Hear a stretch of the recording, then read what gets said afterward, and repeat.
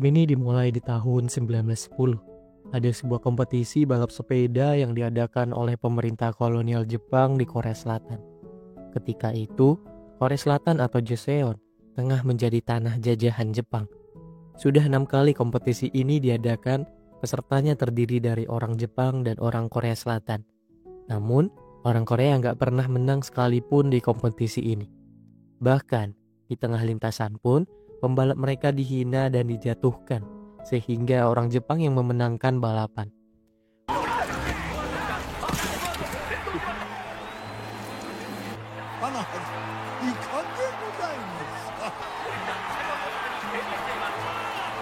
Walaupun cuma balapan sepeda, tapi kompetisi ini punya gengsi yang tinggi. Bahkan bagi orang Korea yang lagi dijajah Jepang. Menang dalam kompetisi sepeda adalah bentuk perjuangan. Kekalahan itu membuat semua orang Korea sedih, termasuk King Gojong, raja di Korea saat itu, dan juga seorang aktivis kemerdekaan bernama Hyung Shin. Bahkan karena Korea selalu kalah melawan Jepang, anak-anak pun sampai menyanyikan lagu Jepang dan mengeluh-elukan nama Morishita, atlet Jepang yang menang 6 kali berturut-turut.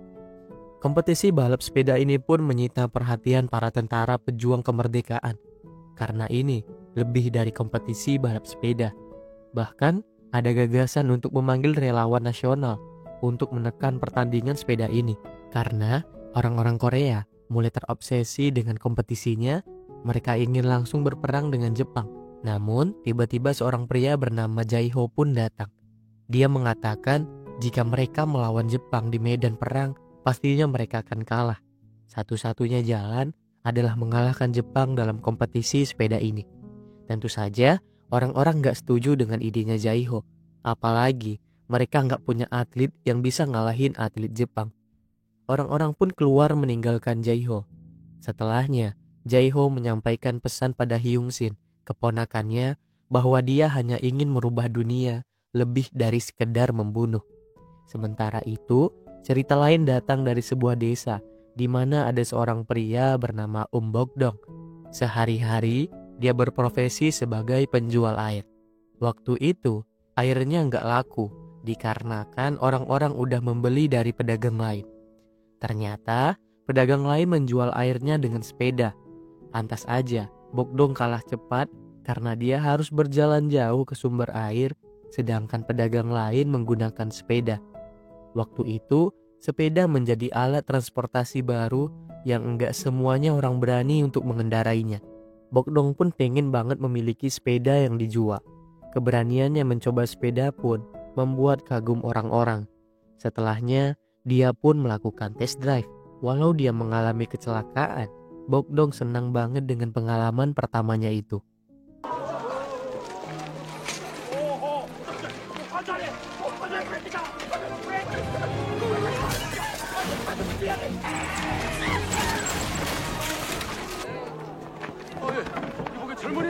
Bokdong tinggal bersama ayahnya yang bernama Sun Yang, serta dua adiknya yaitu Guidong dan Bongsun. Guidong saat ini akan dikirim ke negara Cina untuk belajar menjadi hakim dan jaksa. Sampai-sampai Sun Yang memberikannya uang untuk pendaftaran sekolah hasil dari menggadaikan tanahnya. Ketika lagi beristirahat, Guidong melihat Bokdong tengah berkhayal menaiki sepeda. Jadi, Guidong pun bercerita kalau di Cina dia sering menaikinya. Bahkan ada pertandingan sepeda yang membuat semua orang sibuk menontonnya. Bokdong menceritakan keinginannya untuk punya sepeda. Jika dia punya, maka dia bisa dengan cepat mengangkut air dan bisa meningkatkan penghasilan. Keesokan harinya, setelah mengangkut air, Guidong dan Bongsun pun memberikan kejutan pada Bokdong. Mereka berdua membelikan Bokdong sepeda untuk memudahkan Bokdong dalam bekerja. Tentu aja, Bokdong senang banget menerima kejutan tersebut. Karena dia udah punya sepeda, dia pun bisa bersaing dengan pedagang lain untuk menjual air kepada warga. Ketika melewati jalan menanjak, Bokdong dengan kekuatan dan semangat berhasil mengalahkan saingannya. Dengan uang yang dia dapat, dia pun pergi ke toko sepatu untuk membelikan Guidong sepatu yang bagus. Namun, ketika dia keluar dari toko, sepedanya pun hilang dicuri orang. Pada malam hari, ketika baru aja sampai di rumah, Bokdong langsung dipukul oleh ayahnya. Ternyata sepeda itu dibelikan oleh Guidong dengan uang sekolah yang Sun Yang berikan. Sun Yang mengira Bokdong memaksa adiknya untuk membelikannya sepeda. Padahal Guidong beralasan karena pendaftarannya masih lama dan Bokdong bisa mengembalikan uangnya. Namun sepeda tersebut hilang. Bokdong malah dipukul oleh ayahnya. Karena merasa bersalah, malam itu Bokdong pergi dari rumah untuk mencari uang di luar kota. Ketika pagi hari, Guidong juga berniat untuk pergi diam-diam. Dia ingin bekerja di proyek pembangunan rel kereta api di luar kota. Guidong akan bekerja selama 6 bulan di sana untuk menggantikan uang pendaftaran sekolah yang mereka pakai. Sementara itu, Bokdong pergi merantau ke ibu kota. Sesampainya di sana, dia pun mendengarkan seorang pria bernama Hongdae menawarkan pekerjaan sebagai kurir dengan gaji 2 won sehari kepada orang-orang. Bokdong pun dengan semangat mendaftar karena dia bisa mengendarai sepeda. Namun dia dimintai uang jaminan. Bokdong dengan bodohnya memberikan uang yang dia punya dan kemudian dia disuruh pergi ke sebuah alamat. Sesampainya di alamat tersebut, ternyata Bokdong ditipu. Bukannya alamat pabrik, Bokdong malah memegang alamat lokalisasi. Setelahnya, Bokdong pun mencari pekerjaan lain. Namun sayang, dia nggak mendapatkannya. Karena nggak mendapatkan pekerjaan, jadinya dia diajak oleh orang-orang untuk menonton kompetisi perlombaan sepeda di Yongsan. Sebagai masyarakat miskin yang nggak bisa beli tiket, tentunya mereka masuk dengan cara yang ilegal. Di saat yang sama, para aktivis menjalankan aksi perlawanan dengan memasang bom di bawah tribun arena. Targetnya adalah Jenderal Jepang Hasekawa. Hyung-shin pun ditugaskan untuk memasang bom di bawah. Sayangnya aksi itu dipergoki oleh seorang anak kecil. Awalnya anak kecil itu lari, namun kembali lagi. Karena rencana pengeboman batal, mereka pun harus berimprovisasi. Tembak-tembakan pun gak terhindari. Bokdong yang menggagalkan rencana pun hampir saja ditembak oleh Hyung-shin. Setelahnya, dia pun berusaha kabur sebelum akses pintu masuk diblokir.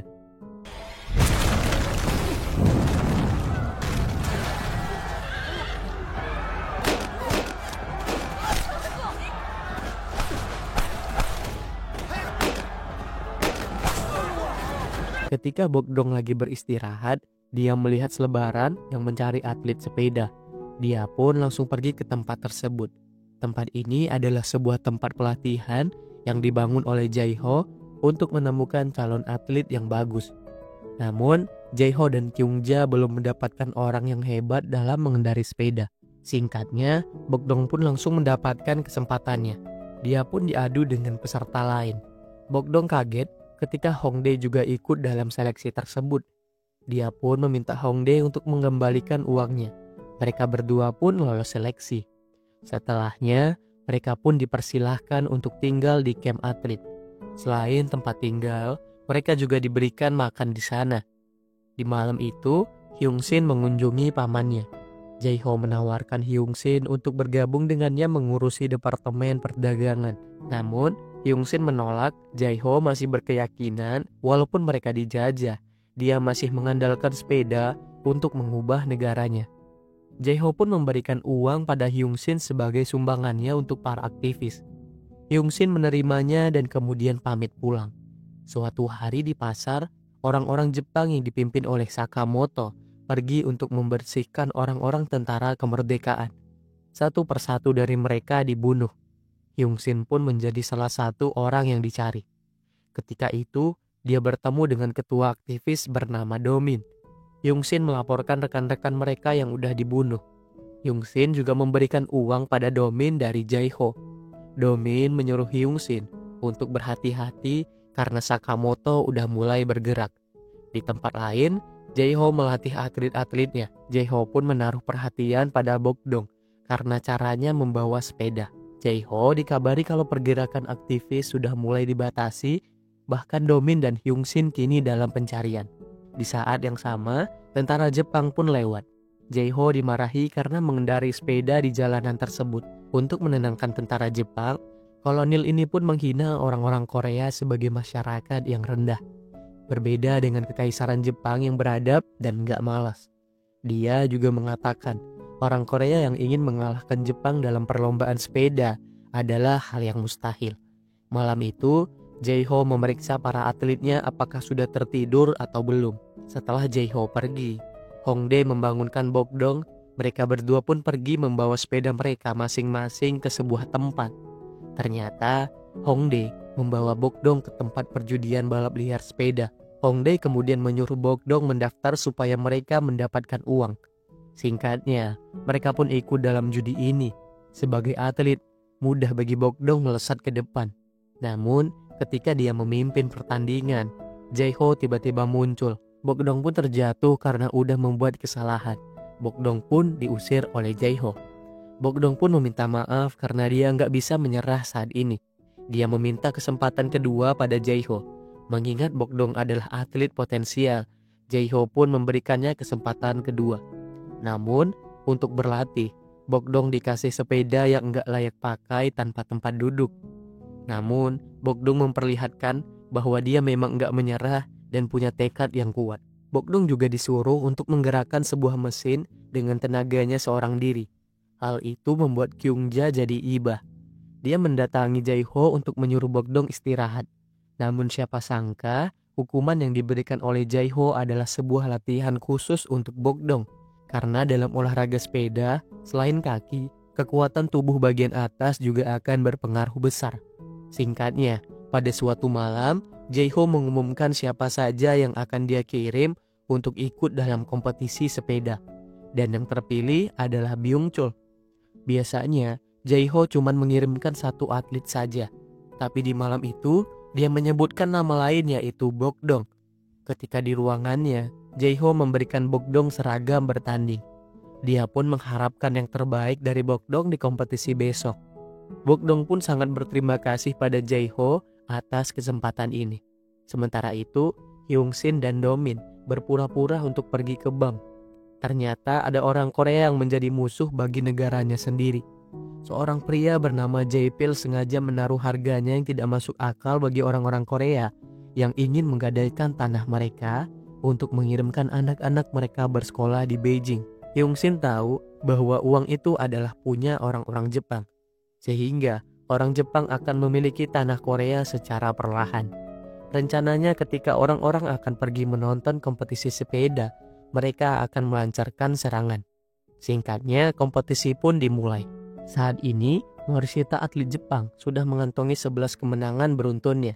Jenderal Hasekawa kembali mengejek Kim Go-jong bahwa dia mendoakan kalau kali ini atlet dari Korea bisa menang. Perlombaan pun dimulai. Pertandingan ini akan dimenangkan pesepeda tercepat setelah balapan 50 putaran. Morishita pun memimpin dan diapit oleh Byung-chul dan juga Bokdong. Namun Bokdong mendapatkan pukulan dari Morishita hingga dia hampir jatuh dan tergeser ke posisi terakhir. Ketika pertandingan sisa 20 putaran lagi, Morishita dibayang-bayangi oleh Byung-chul. Sementara Bokdong masih berusaha memperpendek jarak, dia tiba-tiba melesat dari belakang. Pertandingan kali ini pun berjalan dengan berbeda. Tiba-tiba aja Bokdong melesat ke posisi 3. Ketika sisa 2 putaran, Byung-chul jatuh didorong oleh Morishita. Bel putaran terakhir pun dibunyikan. Di pertandingan kali ini, Bokdong berhasil menghentikan kemenangan berturut-turut Morishita.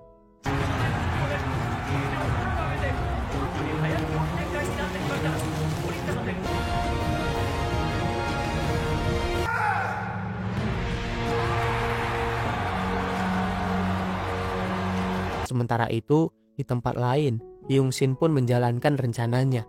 Dia masuk ke bank, namun sayang kedatangannya udah ditunggu oleh Sakamoto. Hyung-shin terpaksa melawan mereka sendirian. Ketika dia terpojok, Domin pun datang dan menyuruh Hyung-shin untuk mengambil surat tanah yang ada di brankas. Namun, dia tertembak hingga Domin memutuskan untuk mundur. Sayangnya, Domin malah tertembak di bagian vital. Di sisa-sisa tenaganya, Domin pun melancarkan serangan terakhirnya supaya Hyung-shin punya waktu untuk kabur. Berkat kemenangan pertama Korea yang diraih oleh Bokdong, mereka pun kemudian berpesta. Bokdong pun diwawancarai oleh wartawan karena prestasinya. Walaupun menang, Bokdong tetap rendah hati. Dia bahkan berterima kasih pada Byung-chul seniornya, karena jika tanpa Byung-chul, mungkin dia nggak akan bisa menang. Kemudian, setelahnya, utusan Kim Go-jong pun datang membawakan hadiah. karena kemenangan Bokdong berhasil membangkitkan semangat 20 juta warga Korea. Malam itu, Bokdong gak bisa tidur. Dia rindu dengan ayah dan kedua adiknya di desa. Apalagi Bokdong pergi setelah membuat ayahnya kecewa. Jae-ho menyemangati Bokdong bahwa jika ayahnya tahu Bokdong udah jadi harapan warga Korea, mungkin dia akan memaafkan Bokdong. Ketika itu, pintu diketuk.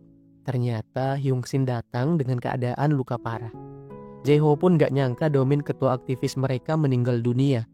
Ketika makan siang, Byung-chul mengatakan tentara pembebasan seperti Hyung-shin adalah orang yang patut dihormati karena udah berjuang untuk negara dan mengorbankan dirinya sendiri.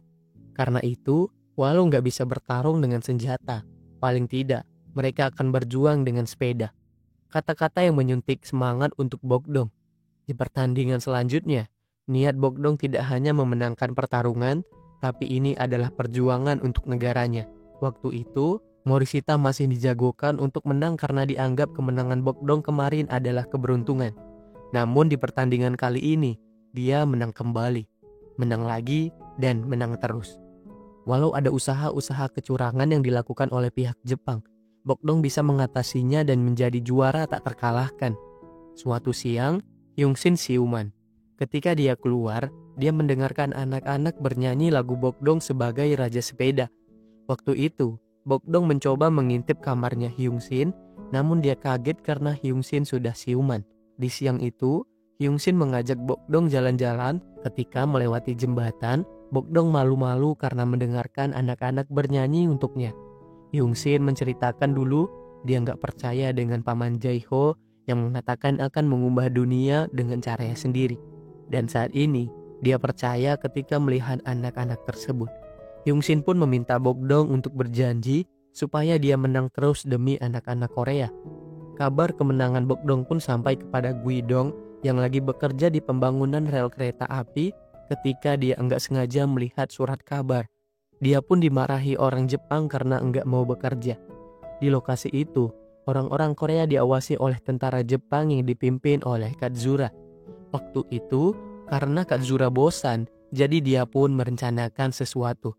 Mereka pun disuruh untuk balap sepeda. Yang menang nantinya bisa mendapatkan cuti khusus untuk libur bekerja. Guidong pun ikut dalam pertandingan itu. Ketika pertandingan dimulai, Katsura pun keluar dan mulai menembaki peserta yang berada di bagian paling belakang.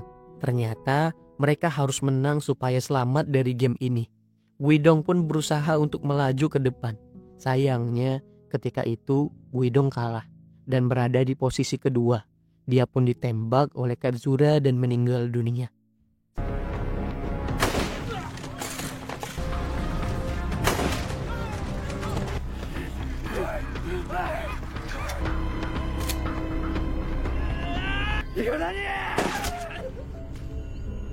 Suatu malam, Hyung-shin meninggalkan surat untuk Jae-ho bahwa dia akan melanjutkan rencananya dan menunaikan janjinya pada teman-temannya yang gugur. Jae-ho pun langsung mengajak Bokdong untuk pergi mencari Hyung-shin.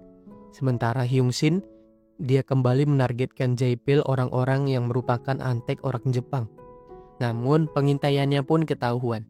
Jae-pil langsung kabur begitu mengetahui ada Hyung-shin di sana. Kejar-kejaran pun terjadi sampai Hyung-shin mengejar Jae-pil ke sebuah gedung. Mereka pun berkelahi. Di sana Hyung-shin hampir saja terbunuh, namun dia berhasil membunuh Jae-pil dengan sebuah sayatan di leher. Sakamoto pun mendapatkan kabar atas serangan tersebut. Sayangnya, ketika akan kabur, Hyung-shin berhasil dikenali. Semua orang Jepang pun mengejarnya hingga dia mendapatkan luka tembakan. Ketika itu, Bokdong berhasil menemukan Hyung-shin dan mencoba membawa Hyung-shin keluar dari sana menggunakan sepeda. Namun, Hyung-shin udah terlalu banyak kehabisan darah dan pada akhirnya Hyung-shin terkena tembakan terakhir hingga dia pun tewas.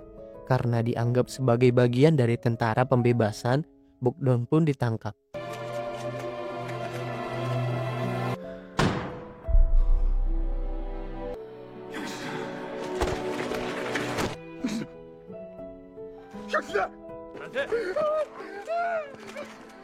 Sakamoto pun melaporkan kepada Jenderal Hasekawa bahwa semua anggota tentara pembebasan telah dibunuh. Selanjutnya, beberapa petinggi Jepang meminta Bokdong untuk dieksekusi.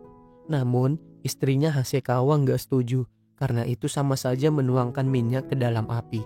Bokdong harus dikalahkan di arena sehingga orang Korea bisa melihat sendiri pahlawan mereka udah kalah. Bokdong pun disiksa dalam penjara bawah tanah. Sementara itu, Katsura pun mulai berlatih untuk mengalahkan Bokdong. Pertandingan mereka pun diberitakan bahwa Bokdong akan melawan Katsura. Jae-ho yang melihat selebaran itu pun lega, Bokdong masih selamat. Kabar itu juga sampai ke desa. Sun Yang dan Boksun kemudian memutuskan untuk berangkat segera ke ibu kota. Singkatnya, kompetisi pun digelar. Kali ini, semua orang datang tertarik menyaksikan, termasuk Sun Yang dan Boksun. Sementara itu di bawah, Bokdong tengah bersiap-siap dengan kondisinya yang babak belur. Namun dia bertekad akan memberikan yang terbaik. Dengan pengawalan tentara Jepang, Bokdong pun memasuki lapangan. Dia disambut oleh seluruh supporter Korea yang hadir.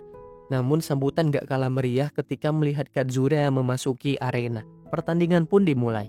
Awalnya berjalan santai, namun setelah menyisahkan 20 putaran, Katsura mulai tancap gas diikuti oleh Bokdong. Pertandingan pun fokus kepada dua orang ini. Namun, Katsura terlalu cepat untuk Bokdong bayang-bayangi, sehingga dia pun ketinggalan beberapa detik di belakang. Sementara itu, Jae-ho nggak menemani Bokdong di pinggir lapangan seperti biasa. Pada waktu itu, dia duduk di tribun mengawasi Sakamoto dari sana. Ketika pertandingan menyisakan 8 putaran, para peserta makin memanas, saling menjatuhkan pun terjadi. Sampailah pada akhirnya hanya Katsura dan Bokdong yang tersisa di lapangan. Bokdong pun mulai mengayuh sepedanya mengejar Katsura. Pertandingan antara keduanya pun berjalan sengit. Perjuangan Bokdong di putaran terakhir ini makin berat. Di samping ban sepedanya yang kehilangan angin, luka di kakinya pun makin terbuka. Sementara Jae-ho baru menyadari kalau Sakamoto telah pergi dari tempat duduknya. Bokdong pun kemudian mengingat janjinya pada Hyung-shin yang ingin dirinya memenangkan kompetisi buat anak-anak Korea. Setelah mendapatkan suntikan semangat dari para penonton, Bokdong pun mengeluarkan tenaga terakhirnya untuk mengejar Katsura di tikungan terakhir sebelum finish.